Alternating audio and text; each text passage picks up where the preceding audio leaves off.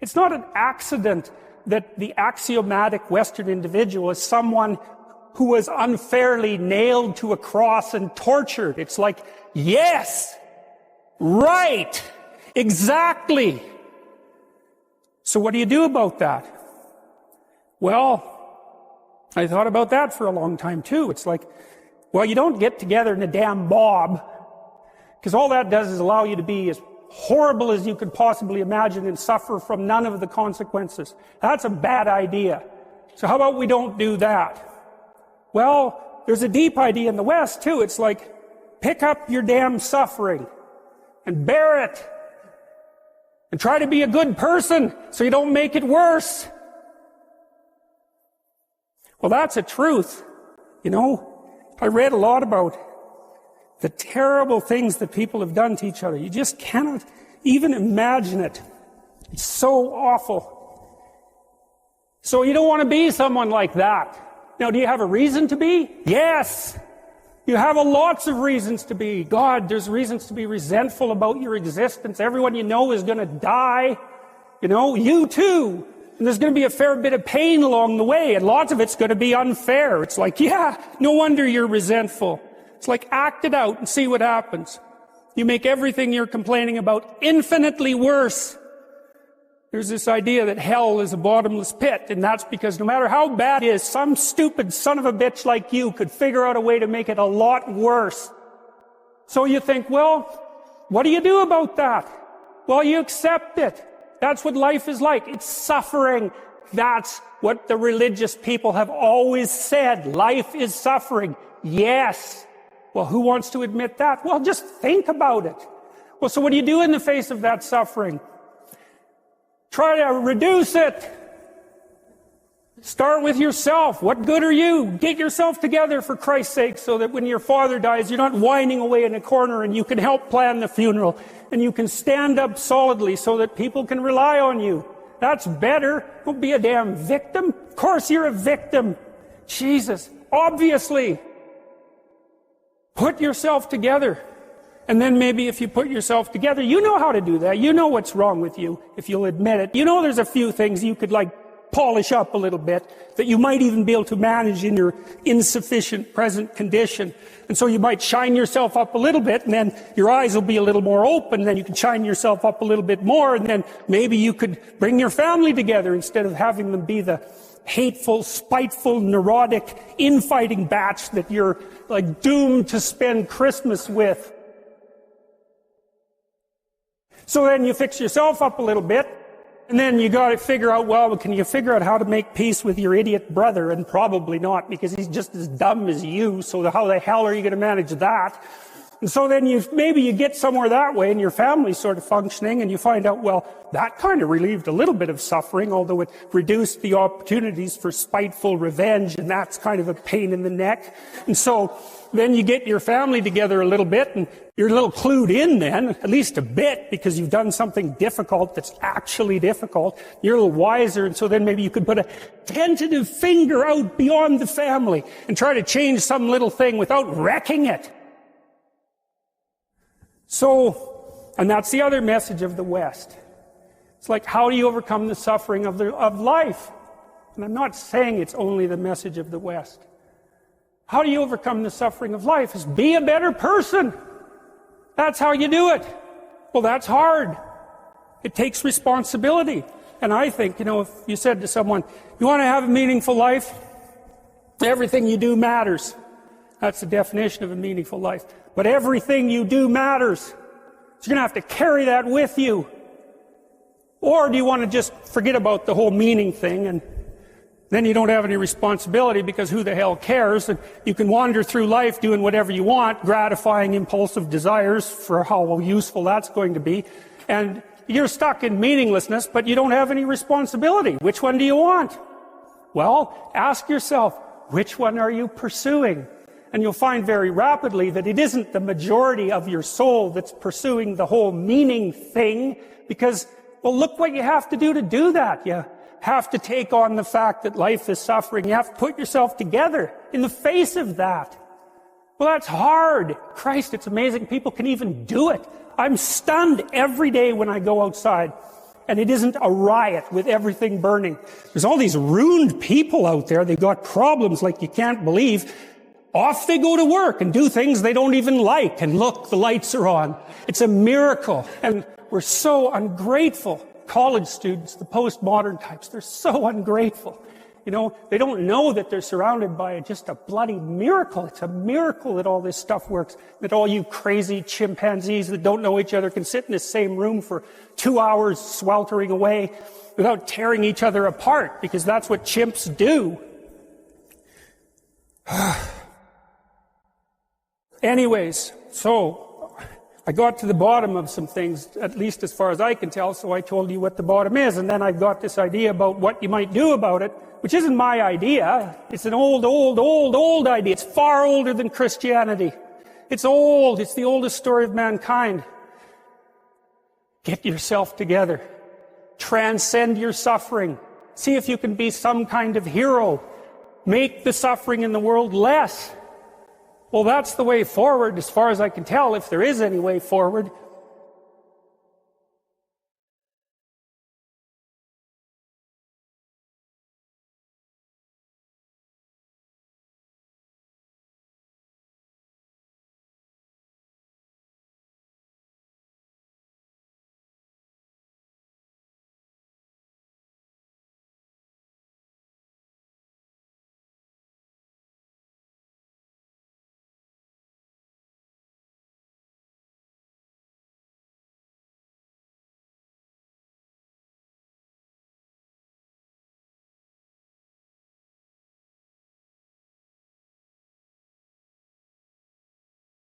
First acted out, then represented in ritual. Those would be the rituals of sacrifice.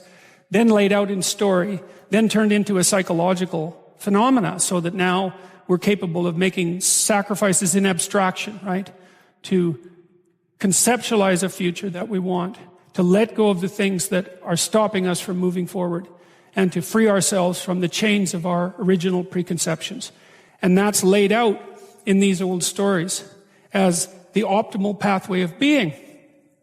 And there's a philosopher of science named Karl Popper, a very sensible and down-to-earth person, who was talking about thinking and its nature, and he was thought about thinking in a Darwinian fashion. He said, the purpose of thinking is to let your thoughts die instead of you. It's a brilliant notion, and so the idea is something like, you can conjure up a representation of yourself. You can conjure up a variety of potential representations of yourself in the future. You can lay out how those future representations of yourself are likely to prevail or fail. You can cull the potential yous in the future that will fail, and then you can embody the ones that will succeed. You do that well simultaneously, conjuring up a representation of your current state and determining for yourself, because of your undue suffering, which elements of your pathetic being need to be given up so that you can move forward into that future. What is it that you're aiming at with that work and that sacrifice? That's the ultimate question. It's the question I was trying to address in that writing. What is it that you're trying to do? Well, you're trying to improve the future.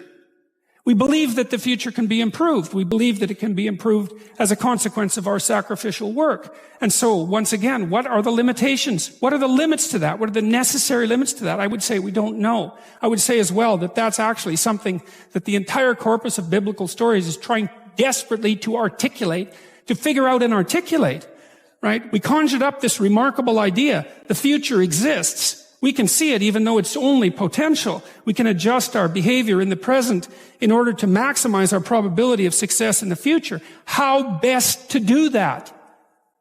Well, the idea is something like, don't hesitate to offer the ultimate sacrifice if you want the future to turn out ultimately well. Now, obviously, that idea is clothed in metaphysical speculation and religious imagery, but it still remains an intensely practical issue, right? What is it that you could contract for, let's say, if you were willing to give up everything about you that's weak and unworthy?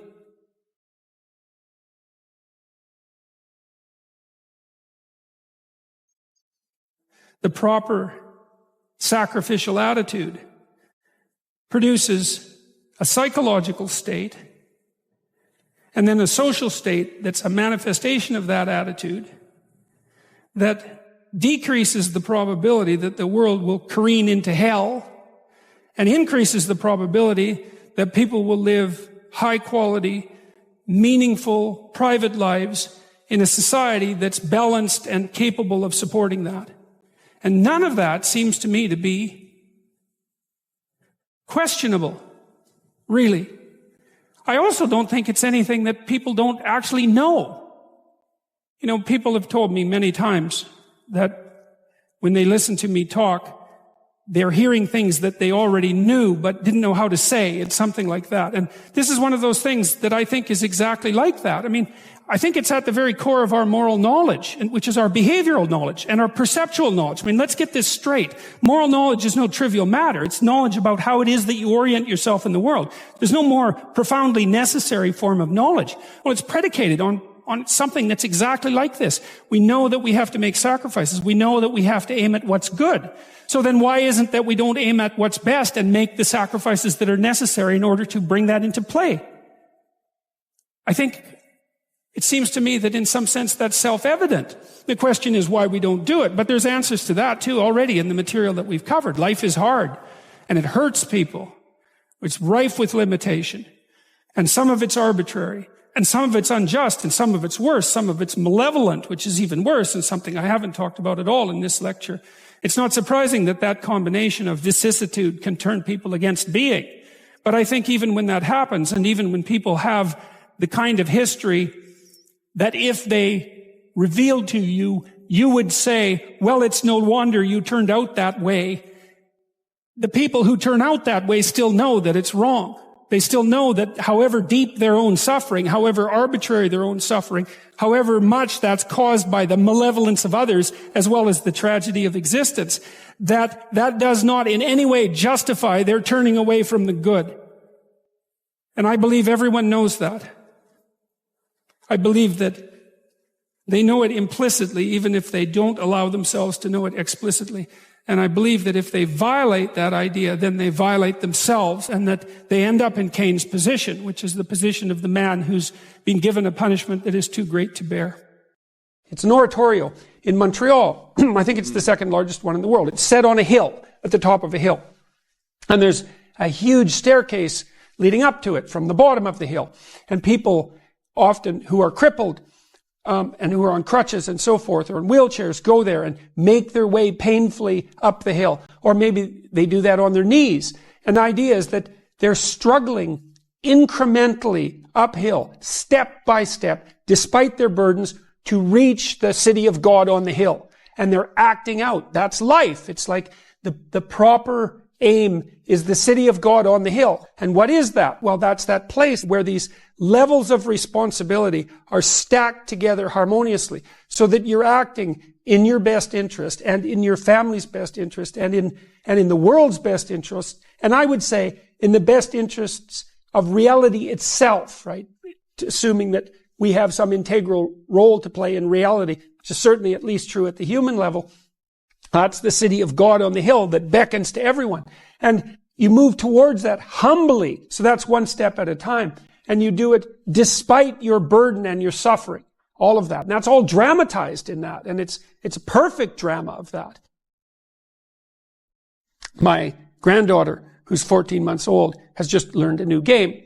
And the game is she plays it with her wooden spoon. And the game is she has the spoon, and then she looks at you, and then she gives you the spoon.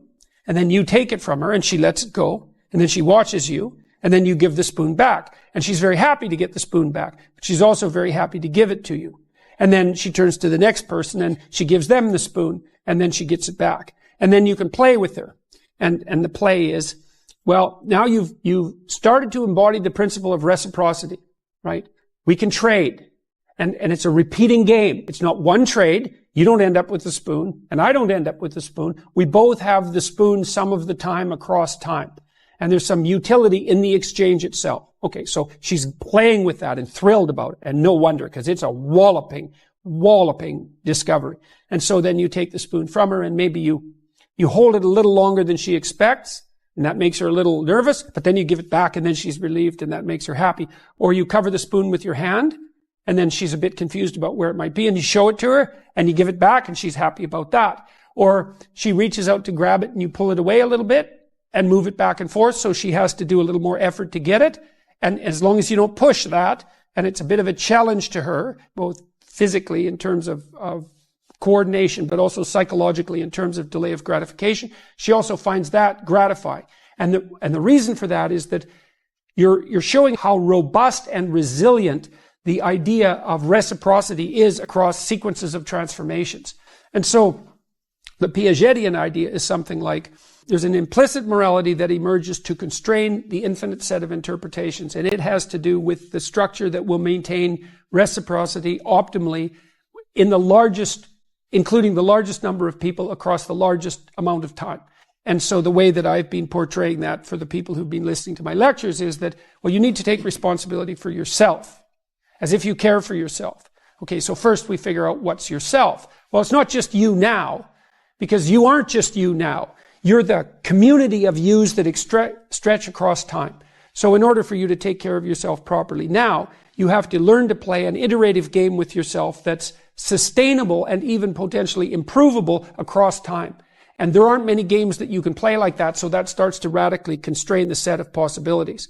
And then it's more constrained than that, because not only do you have to play a game with yourself that can repeat across time to minimize suffering, to remove the possibility of death, to allow for the possibility of productive movement and a certain amount of happiness.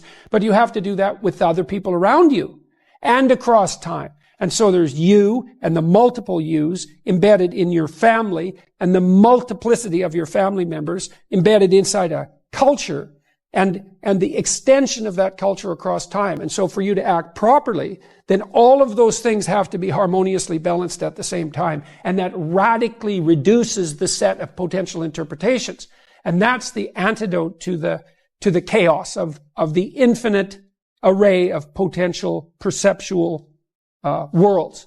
Well, and then there are questions that emerge out of that, like, well, what's the best way to play that game? But we certainly know that reciprocity, fair play, the spirit of fair play is immensely important to that, and that's what Piaget documented, and it's what we all know, and also that there's something about truth that's absolutely integral to that as well.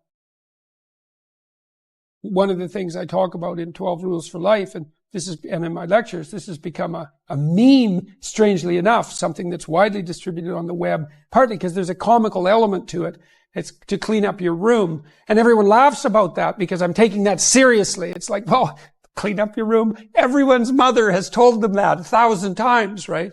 But I try to explain why. It's like, well, you have a bit of chaotic potential right in front of you. It's, in some sense, infinite in its potential. And the domain in which you can manipulate that might be rather restricted because of the restrictions that are part and parcel of your existence. But maybe you have your room, and you might have contempt for that, and so it's a complete bloody catastrophe. But you don't have to. You could think, well, it isn't a room, it's a place of potential. And as soon as you know that, then it's not your room anymore. It isn't a room. The room that you see is your preconception of the space that you inhabit. What's there is a fragment of infinity. That's what's there. And what you see is the low-resolution consequence of your assumption and lazy habit and blindness. That's your initial room. And you think, well, no, that's not the room.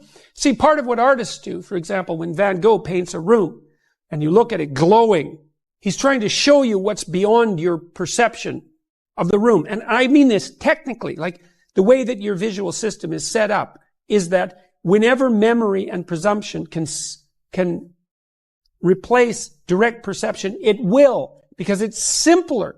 So you literally see what you expect to see. And if what you see is dull and drab and boring and pointless and uninspiring, then that's you. It's not what's there. And what the artist does when he or she re-represents that mundane reality is to remind you of what's behind it, the potential that's there. And so what I'm suggesting to people is that they take the potential that's right in front of them.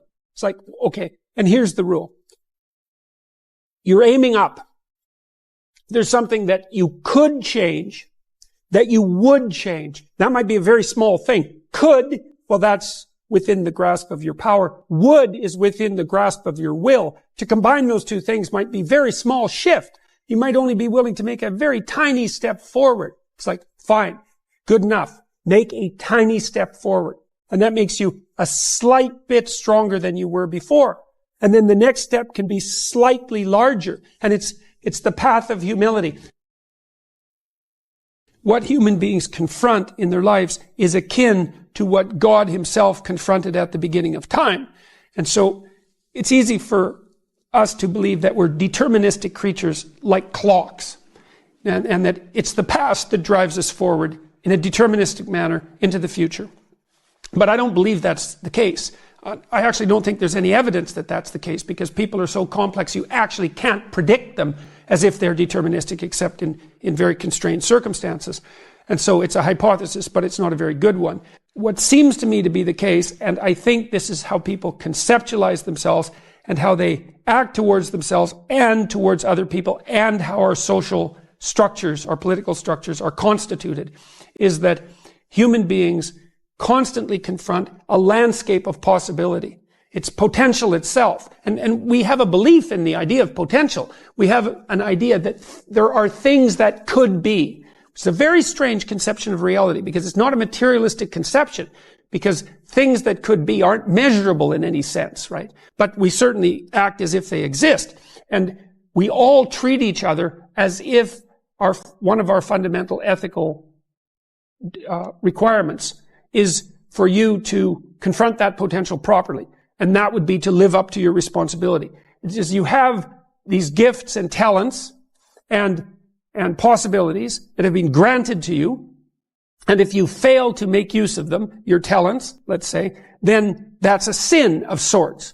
And that's a religious way of thinking about it, but it doesn't matter, because that's how people treat each other. If you have a child, for example, or a spouse, or a friend, brother, anyone you care about, and you have the intuition that they could be making more of themselves and what they have than they are, then you're deeply disappointed in that. And the reason you're disappointed in that is because there's a call to us, an existential call, to confront that potential that's everywhere, that faces us in every direction, and to transform it into the most functional and habitable order possible.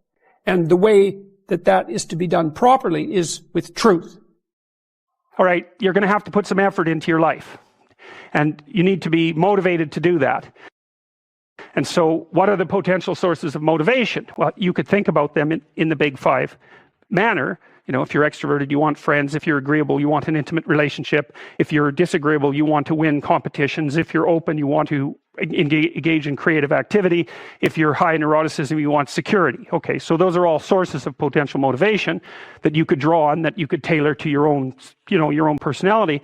But then there are dimensions that you want to consider your life across. And so we ask people about, well, if you could have your life the way you wanted it in 3 to 5 years, if you were taking care of yourself properly, what would you want from your friendships? What would you want from your intimate relationship? How would you like to structure your family? What do you want for your career? Well, how are you going to use your time outside of your job? And how are you going to regulate your mental and physical health, and maybe also your drug and alcohol use? Because that's a good place to auger down, because alcoholism, for example, wipes out, 5 to 10% of people. So you want to keep that under control. And then so maybe you develop a vision of what you would like your life to be, and that associates the goal. Well, once the goal is established, and then you break down the goal into micro processes that you can implement, the micro processes become rewarding in proportion, in relation to their causal association with the goal, and that tangles in your incentive reward system, keeps you moving forward. And the way it works is that it works better if it produces positive emotion when it can see you moving towards a valued goal. Okay, well, what's the implication of that? Better have a valued goal, because otherwise you can't get any positive motivation working out. And so the more valuable the goal, in principle, the more the micro processes associated with that goal start to take on a positive charge. And so what that means is, well, you get up in the morning and you're excited about the day. You're ready to go. And so as far as I can tell, what you do is you specify your long-term ideal. Maybe you also specify a place you want to stay the hell away from so that you're terrified to fail as well as excited about succeeding, because that's also useful. You specify your goal. You do that in some sense as a unique individual. You want to specify goals that make you say, oh, if that could happen as a consequence of my efforts, it would clearly be worthwhile. Because the question always is, why do something? Because doing nothing is easy. You just sit there and you don't do anything. That's real easy. The question is, why would you ever do anything? And the answer to that has to be because you've determined by some means that it's worthwhile. And then the next question might be, well, where should you look for worthwhile things? And one would be, well, you could consult your own temperament. And the other would be, look at what it is that people accrue that's valuable across the lifespan. So you do a structural analysis of the subcomponents of human existence, and I already did that. You need a family, you need friends. Like, you don't need to have all these things, but you better have most of them. Family, friends, career, educational goals, plans for, time outside of work, attention to your mental and physical health, etc. That's what life is about. And if you don't have any of those things, well, then all you've got left is misery and suffering. So that's a bad deal for you. I think the best thing you can do with regards to your conscientiousness is to set up some aims for yourself, goals that you actually value. Because how are you going to hit something if you don't know what it is? That isn't going to happen. And often people won't specify their goals too because they don't like to specify conditions for failure. So if you keep yourself all vague and foggy, which is real easy because that's just a matter of not doing as well, then you don't know when you fail. And people might say, well, I really don't want to know when I fail because that's painful. So I'll keep myself blind about when I fail. That's fine, except you'll fail all the time then. You just won't know it until you've failed so badly that you're done. And that can easily happen by the time you're 40. So I would recommend that you don't let that happen. So that's willful blindness, right? You could have known, but you chose not to. But once you set up that goal structure, let's say, and that's really, in many ways, that's what you should be doing at university. That's exactly what you should be doing, is trying to figure out who it is that you're trying to be, right? And you aim at that. And then you use everything you learn as a means of building that person that you want to be. And I really mean want to be. I don't mean should be, even those things are going to overlap. Okay, so once you get your goal structure set up, you think, okay, if I could have this life, it looks like that might be worth living, despite the fact that it's going to be, anxiety provoking and threatening, and there's going to be some suffering and loss involved and all of that. Obviously, the goal is to have a vision for your life such that all things considered, that justifies your effort. Okay, so then what do? Well, then you turn down to the micro routines. It's like, okay, well, this is what I'm aiming for. How does that instantiate itself day to day, week to week, month to month? And that's where something like a schedule can be unbelievably useful. Okay, so what's the rule with a schedule? It's not a bloody prison. That's the first thing that people do wrong. They say, well, I don't like to follow a schedule. Well, it's like, well, what kind of schedule are you setting up? Well, I have to do this, then I have to do this, then I have to do this. And then I just go play video games, because who wants to do all these things that I have to do? It's like, wrong. Set the damn schedule up so that you have the day you want. That's the trick. It's like, okay, I've got tomorrow. If I was going to set it up so it was the best possible day I could have, practically speaking, what would it look like? Well, then you schedule that. And obviously, there's a bit of responsibility that's going to go along with that, because if you have any sense, one of the things that you're going to insist upon is that at the end of the day, you're not in worse shape than you were than at the beginning of the day, right? You have to negotiate with yourself and not tyrannize yourself. Like you're negotiating with someone that you care for, that you would like to be productive and have a good life. And that's how you make the schedule. It's like, and then you look at the day and you think, well, if I had that day, that'd be good. And if you hit it even with 50% accuracy, another rule is, well, aim for 51% the next week, or 50.5% for God's sake, or because you're going to hit that position where things start to loop back positively and spiral you upward.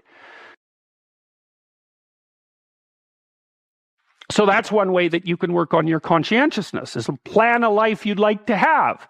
And you do that partly by referring to social norms. That's more or less rescuing your father from the belly of the whale. But the other way you do that is by having a little conversation with yourself about, as if you don't really know who you are, because you know what you're like. You won't do what you're told. You won't do what you tell yourself to do. But, my point is that you have to understand that you're not your own servant, so to speak. You're someone that you have to negotiate with. And you're someone that you want to present the opportunity of having a good life to. And that's hard for people because they don't like themselves very much. So, they're always like cracking the whip and then procrastinating. One of the things you should be asking yourself is, when you spend an hour, was that, well, what if I paid someone $50 to have had that hour? And if the answer is no, it's like, well, maybe you should do something else with your time. And it depends on whether or not you think that your time's worthwhile. But the funny thing about not assuming that is, if you assume your time isn't worthwhile, what happens is you don't just sit around sort of randomly in a state of responsibilityless bliss. What you do is you suffer existentially. When you're in chaos and you don't know what's going on, then you start imagining what might be going on. And that imagination is partly the world, as it might be, but it's also partly the structure of your unconscious mind, which is producing the fantasies. And so, when you're truly in chaos, then the distinction between your fantasies and reality isn't clear. That's actually part of what constitutes the chaos. So imagine this. So you're in a relationship and the person betrays you. And you knew who they were, or at least you thought you did, before that moment. But now you're looking at them and you don't know who they are. And you don't know what the past was. And you don't know what the present is. And you don't know what the future is going to be. All of that's been thrown up into the air in a major way. That's traumatic. So much has fallen apart that it's traumatic. So what do you start to do? You start to imagine what might be the situation. The reality is your imagination and the reality at the same time. They're not pulled apart at all. You cannot distinguish between them. So Pinocchio is in this situation that's half fantasy and half reality, in this chaotic state. And he has to go down to find the thing that he least wants to find. He's got this intuition that in facing that thing, that chaos that life really is, that chaos, that he's going to find his father and reunite with him. So you could also say that in some sense it's a decision of faith, I suppose, because you might ask yourself, well, why bother confronting chaos? If chaos is the ultimate reality, then what the hell use is there in facing it? Because it's just going to reveal itself as the ultimate reality and drown you. But the myths always say the same thing. They say, no, if you confront what's really disturbing you, if you really confront it, you do it voluntarily, you're going to find order in it eventually. Or at least that's the only way you're going to find order. Now, it's not like these stories are optimistic, and it's not as if they give you a sure guide to success. That's the other thing. It's not like they're unerringly accurate, because you can be subsumed by chaos that's so total that even if you face it, you're not going to prevail. I mean, that's why people die. That's one way of looking at it anyways. But the mythology basically says this is your best bet. If there's a process that's going to work, this is it. And then you might think, well, the better you do it, the better the chances are of success, or the more consistently you do it, the better the chances of success are. And I think that that's a perfectly reasonable way of looking at it. So anyways, Pinocchio's down at the bottom of the ocean, and every time he says he's trying to find out where Monstro is. And they ask questions to the fish that are down there, but every time they mention Monstro's name, all the fish disappear. It's like Voldemort, right? He's the guy whose name you cannot say. And Monstro is precisely that. It's the thing that frightens everyone. And so asking questions down there isn't helping very much. And so Pinocchio, what he does is he's calling for his father, and he keeps going deeper and deeper into the depths. And there's a scene where the darkness of the ocean turns into an even more profound darkness, and that's what Pinocchio disappears into. And then we see Monstro. He's in this sort of foggy representation, this huge thing that lies very much at the bottom. And there's no life or anything around him, except I think these are mackerel, but there's no life down there. He's so far down at the bottom of the ocean that there's nothing that's alive down there. And then we go inside the whale, which is of course absurd, and we see that the whale has eaten a boat at some point in the past. This is one whopping whale. And Geppetto is sitting with the kitten, of all things, he's also got that little goldfish bowl full of goldfish with him too, which is quite the feat. Anyways, he's sitting there and he knows that he's trapped in the belly of the whale too, and that he can't get out. And so that's an interesting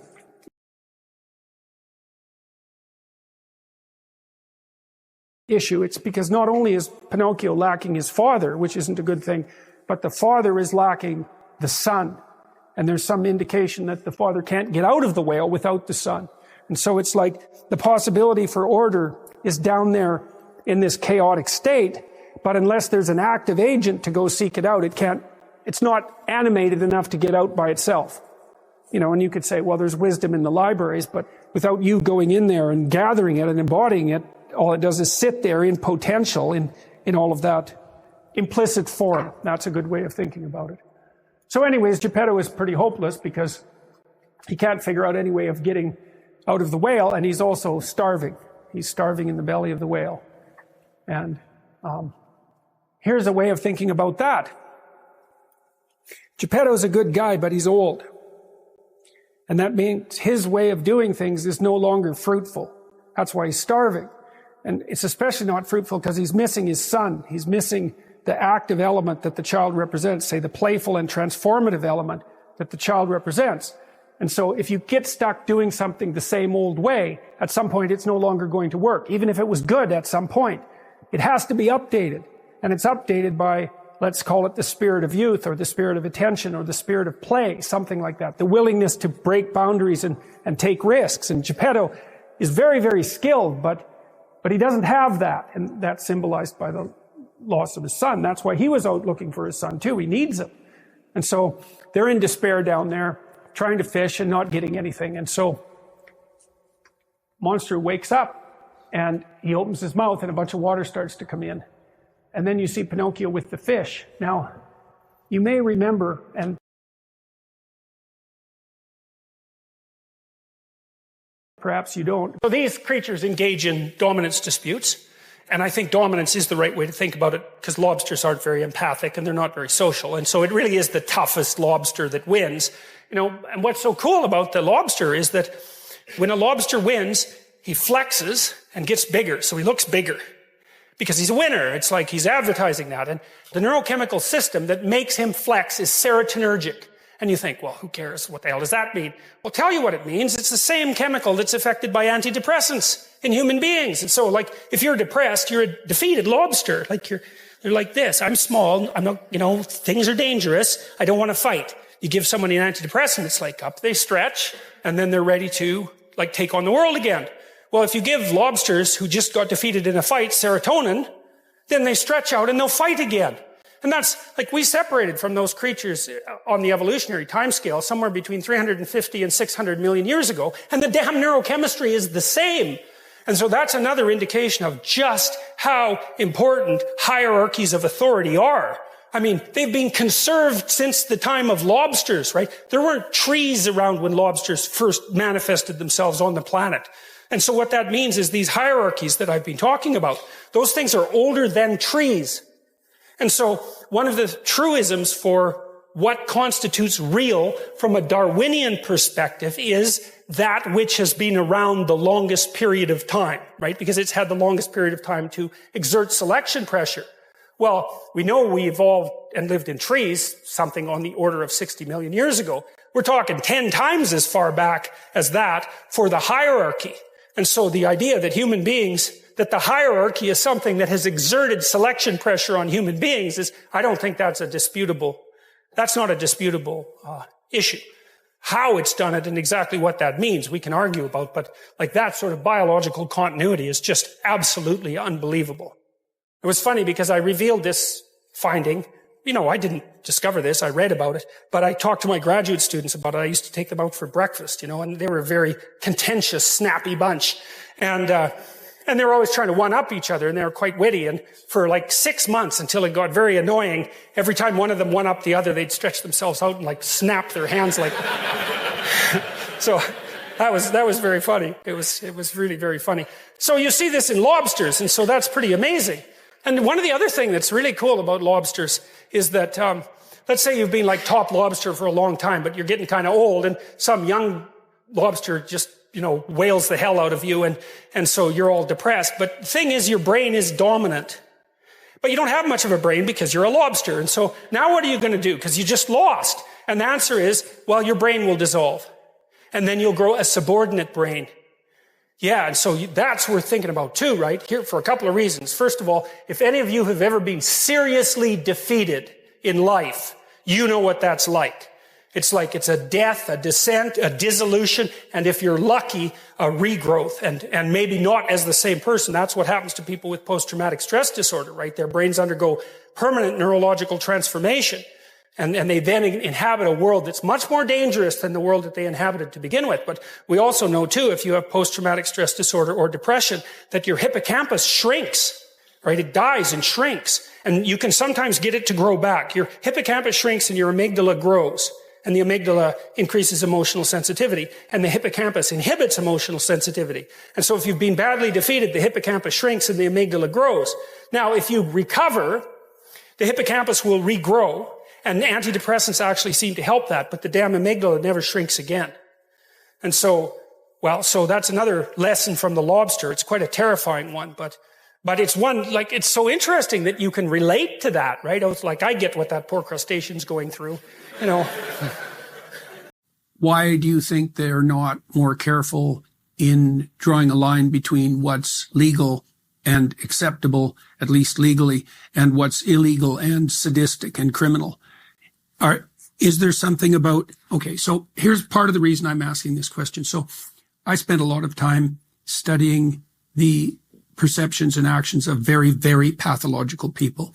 And one of the things that is interesting about serial sexual killers, for example, is that their behavior tends to accelerate across time. And there's a very specific reason for this. So sex has an intrinsically rewarding nature, but that the nature of anything that's rewarding can be heightened by novelty.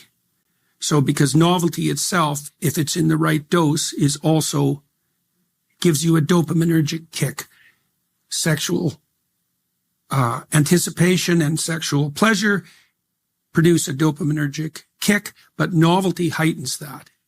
Okay, so what that tends to mean, especially if you're overdoing it, let's say, is that you want to stay on the novelty edge, right? So what you see with serial killers, for example, who have a sexually sadistic twist is that the sadistic element in their crime accelerates across time as they search for that edge to stay where things are maximally gratifying. And so there's reasonable evidence that the same thing applies to pornography use online, is that maybe it starts out with relatively vanilla displays, but then it progresses to more and more graphic displays, and then past graphic, there's kinky, and past kinky, there's violent, and past violent, there's violent and kinky, and that's not as far as it goes. And so you can also see this culturally.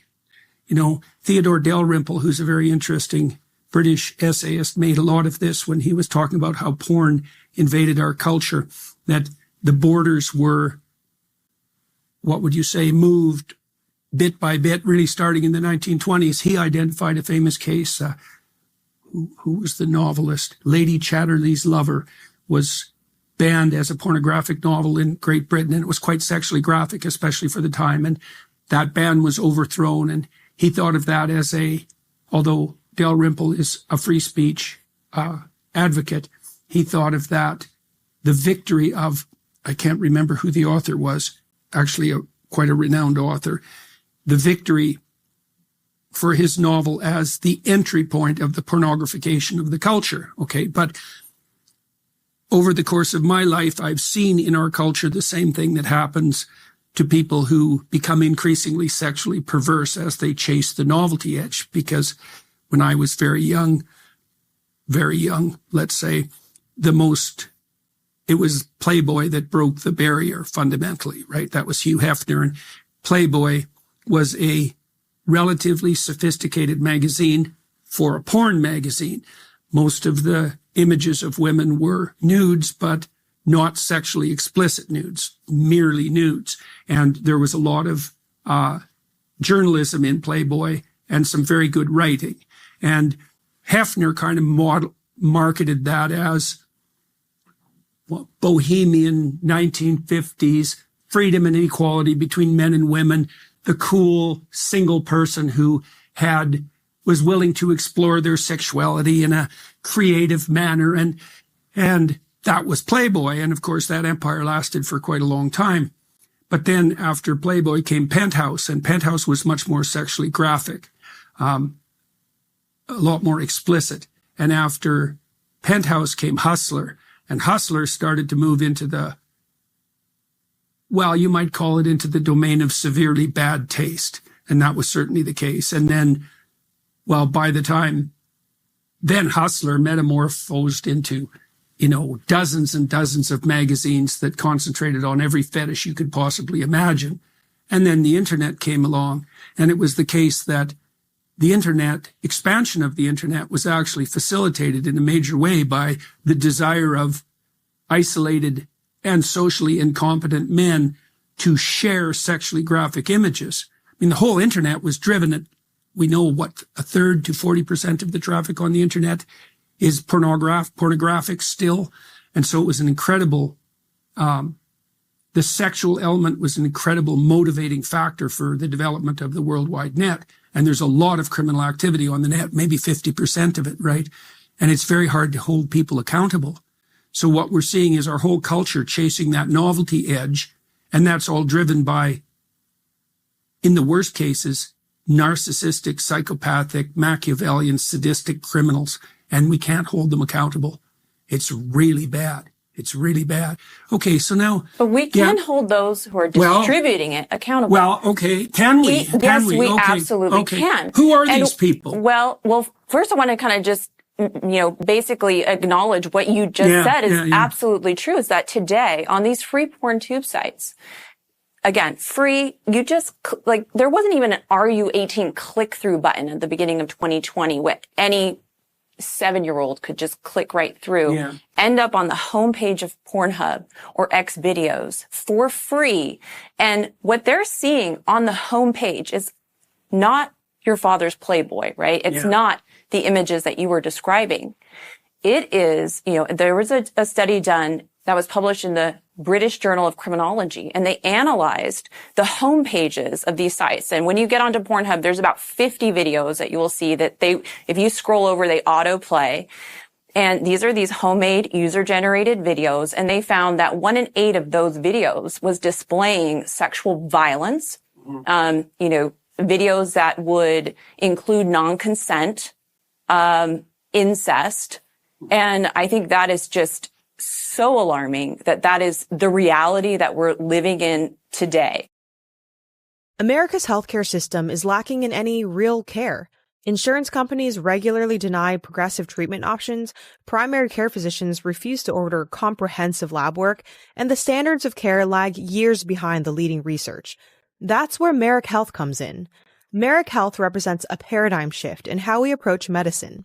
The premier health optimization platform, Merrick Health empowers you to maximize your longevity and performance with the confidence that comes from having experts in your back pocket.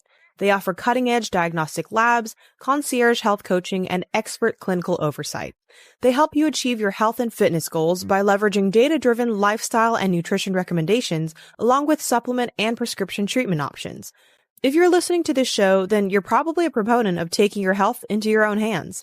That's why we've teamed up with Merrick Health to offer a turnkey optimization package designed for those who want to maximize their performance and longevity with the most elaborate testing on the market. You'll receive extensive lab work, thorough lab reports, video calls with Merrick's health experts, and expedited onboarding. Go to merrickhealth.com/Peterson and use code Peterson to get the same panel and medical oversight I get and save 10% at checkout. That's merrickhealth.com/Peterson and use code Peterson at checkout. Well, exposure also desensitizes, right? So if you're a therapist and you want to reduce the anxiety that someone feels, I can give you an example. I had a client one time who was a vegetarian, and but this person was a vegetarian because they were really terrified of life and of death and couldn't go into a grocery store. And so one of the because of the displays of meat. And one of the things that I did was bring them to a store that was closer and closer to an actual butcher store and have them look, because that's what you do. You have people look at what it is that they're terrified of. And if they do that voluntarily, their anxiety levels decrease. Actually, they become braver, but fundamentally, you could say as well that their anxiety levels decrease. And so the revulsion that young people would feel for violent acts is, especially on the sexual side, is going to be reduced as a consequence of that kind of voluntary exposure. And God only knows what that does. I mean, I can't imagine. And it's an unbelievably powerful force too. You know, we're in a situation now where a 13-year-old boy, because it's going to be boys, mostly men using these sites because men are much more sensitive to visual stimuli.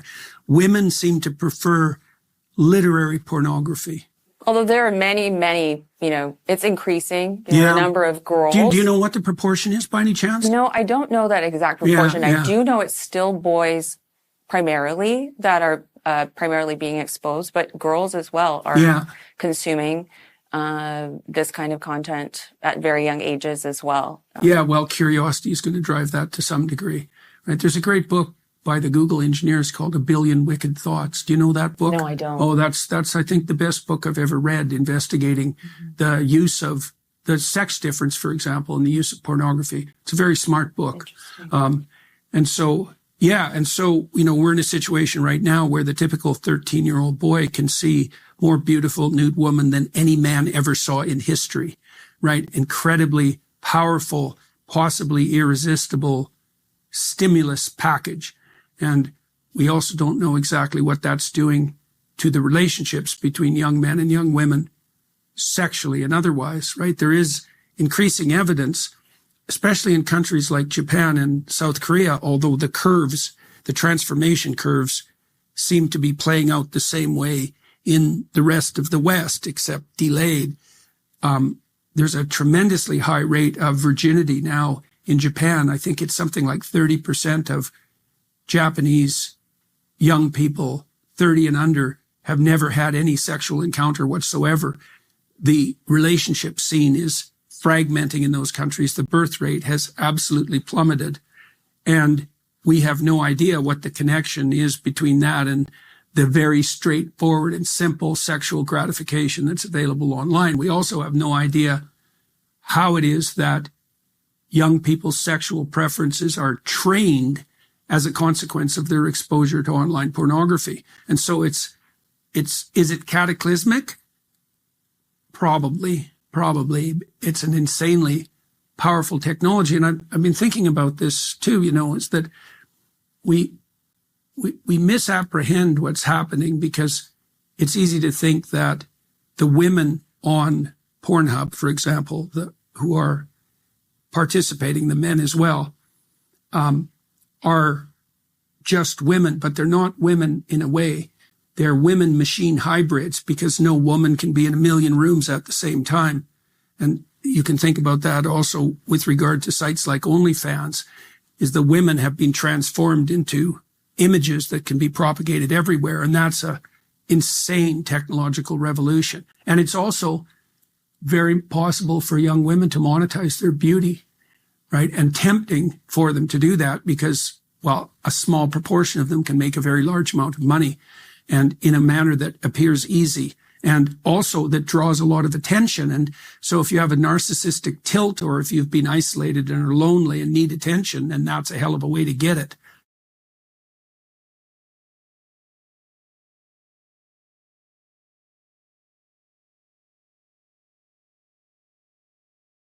So what does that tell you about the psychological, what I would say is weakness, but maybe I want to hear your adjective on that, of the good liberal? The good liberal who allowed all of this to come in. Yep, this is a compassion issue? Well, when all this started, and I think it was the same with you, I regarded myself as a classic British liberal, essentially. Yeah. But I've come to understand something over the last 8 years that I didn't understand in the beginning, as certainly not as well anyways, is that liberal individualism only works when the collective is so well established that you can take it for granted. Yes. So as long as the self-evident truths remain self-evident, then you can have something like a liberal individualism. So it's basically, as long as the conservatives are holding the door from the barbarians, then the liberals can be liberal. Exactly that. And that's how a functional society should work, in essence. Well, you know, in the story of the Hobbit and the Lord of the Rings, so the Shire is full of, well, let's call them liberals. Yeah. Right. Yeah. And they're smoking some stuff. They're hobbits, and they're all pursuing their own thing, and they think their little kingdom is everything. But, you know, the borders are protected by the Striders. Aragorn is one of them. And it turns out that he's the descendant of ancient kings. And that's exactly right. It's like, as long as the perimeters are defended by the descendants of ancient kings, then there can be freedom inside the walls. And so, you know, I've been criticized, the more public books I've written have been criticized for, what would you say, making a case out of the self-evident. But we are at a point where the self-evident is no longer self-evident and needs to be explained and defended. And that's actually, what would you say, that's what's turned me into a conservative, to the degree that I am a conservative. It's like, well, all these things that are self-evident have to be restated and also explained. You know? Right. You wouldn't have had to have written 12 Rules for Life had the system been operating properly. Right. That's the point. You would think in the year 2000, when you wrote it, 2017, 16, whatever it was, that had the world actually been operating as it should have with all the advancements of humanity, it would not be necessary to say things that are just, why would you pet a cat when you walk by it? Well, there's a reason. There's actually you remember wait, I'll tell you a funny story in a sec, but, you know, Douglas, the line on this about the walls that Douglas has that I love this. And he said this years ago, was that one day the barbarians will be at the gate and we'll be debating what gender pronouns to call them. And I think that's what happened to the liberals. They saw the chaos, and instead of confronting it as the conservatives, and we can do the conservative version of this where their weak spots are too, obviously, but instead of confronting what was going on, how good they had it, they decided to just, we'll let the crazy people just keep running around. And then, you know, the guy's trying to hold the door, and we'll just sort of chisel at his Achilles heel a little bit by not defending him. And we'll kind of call him racist too. Or when other people call him racist and he's not really racist, we won't say anything. And I think that that's really what's happened here. It was sort of like, you know, when they took Alex Jones out originally. I had done Alex Jones' show one time. It's the only time we ever spoke publicly. I remember I said a little something on Twitter, but I was just like, I don't know how close I want to get to this thing. It's all crazy. You know, we all have certain pressure points that we deal with and how much heat you want to take and everything else. I think in retrospect, we all should have been screaming much, much louder. And a lot of people in our circles didn't say a word about that when he got booted off Twitter and kicked off YouTube and all of those things. That we all just thought, it'll kind of never come for us. And to Trump's credit, by the way, what was his main line is, they're not coming for me. They're coming for you. I'm just standing in the way. Yeah. Well, the fact that he got kicked off Twitter was a perfect example of that. That was just beyond comprehension as far as I was concerned. Well, what? Really? You know, when I went to Twitter, when I got a call one day from someone at Twitter, basically saying, Elon wants to meet you. Can you get here tonight? It was at about 3:00 on a Tuesday or something, Tuesday or Thursday. And I called everybody I knew who had a private plane. I was like, somebody's got to get me over there. Nobody could get on. I jump on a plane. I get to Twitter at about 12:30 a.m. This is like a week or two after he bought Twitter. And he comes out, you know, there's all these people there. It's just such a buzz, right? And he comes out. It's about 12:30 a.m. His eyes are bloodshot. And he's clearly tired, right? And you've met him many times now. He dresses like a normal guy. He's in like this ratty t-shirt. It's late at night. You know, his sneakers are dirty, and he's clearly been there for God knows how long. Probably hasn't slept 5 years. Yeah. Probably hasn't slept in however, right? And he says to me, he goes, Dave, I heard about what's been going on with your account. He's like, do you want to do this tonight? Or if it's okay, could we do it tomorrow?